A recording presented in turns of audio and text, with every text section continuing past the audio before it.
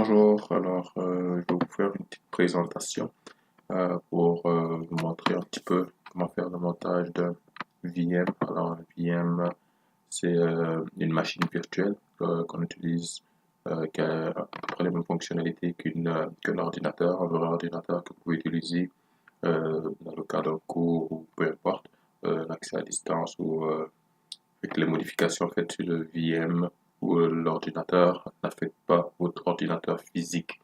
Et que ça, c'est quelque chose qui est quand même très pratique. Dans notre cas ici, je vais utiliser le VM qu'on utilise pour la cité collégiale, étant donné que je suis étudiant à la cité.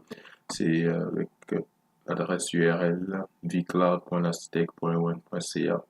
Ça ne va pas toujours être la même adresse URL ici pour la dernière extension TSI ici. Ça peut changer dépendamment du cours que vous avez ou peu importe.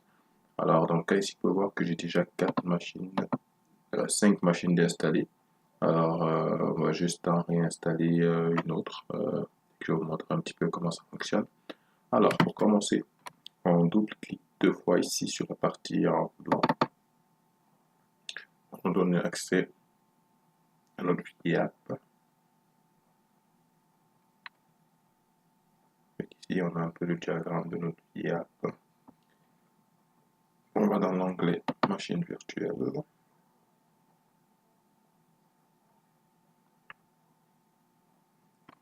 C'est parfait. Ici, j'ai mes 5 machines. Je vais juste aller en ajouter une autre. Avec un clic droit, ajouter une machine virtuelle. Le petit plus ici en vert aussi, ça fait la même fonction.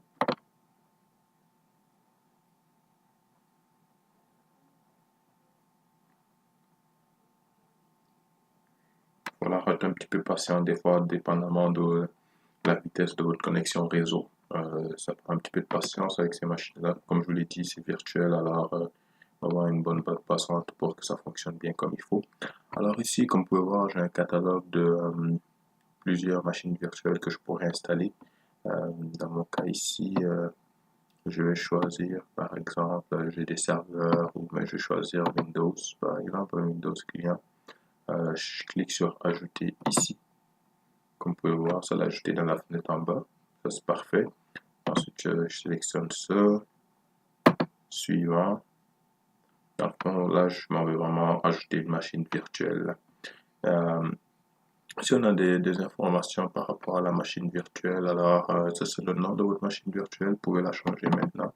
Je peux mettre par exemple VM, la cité, peu importe. De toute façon, ce nom-là, vous pouvez le modifier par après. C'est bon. Ensuite, on a la stratégie de stockage ici. Par défaut, on laisse ça. Puis, on fait suivant. Alors, comme vous pouvez voir ici, ça vous demande le nom de l'ordi. Alors, comme ça aussi, vous pouvez le changer. Vous pouvez mettre le même nom que lui. Comme vous pouvez le voir, vous pouvez mettre de caractères spéciaux, par exemple. C'est le nom d'un ordi. C'est parfait. Pour le réseau, ici, nous, le prof nous a demandé de choisir son VLAN ici, vu que c'est dans son cours.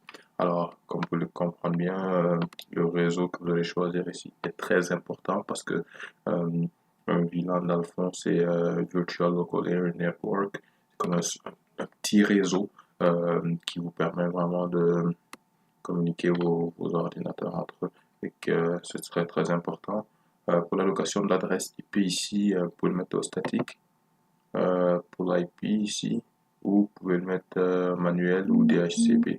Alors, une adresse statique, c'est une adresse que nous on assigne euh, à la machine virtuelle ou à l'ordinateur. Puis, si c'est une adresse, si c'est DHCP, c'est dynamique. Alors, dans le fond, l'adresse est attribuée automatiquement, c'est pas nous qui le rentrons manuellement. Et ici, on va aller à la suivre encore. Là, ici, j'avais 2 VLAN moi dans mon cas. Comme je vous l'ai expliqué, le prof nous avait demandé de choisir celui-là, fait qu'on va aller avec celui-là sans problème.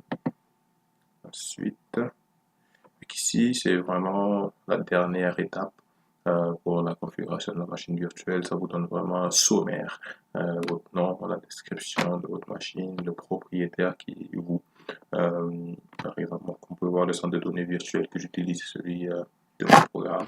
Le délai, ben, ça me donne un délai de 180 jours pour l'utilisation. Puis l'expiration, la date d'expiration de l'exécution de mon VM. C'est ça le bail de stockage, l'expiration du bail, les réseaux que j'utilise.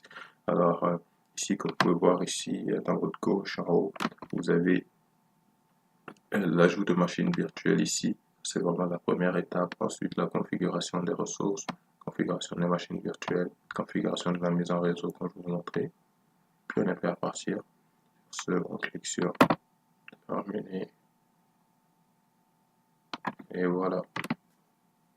Comme vous pouvez le voir, ma nouvelle machine est créée.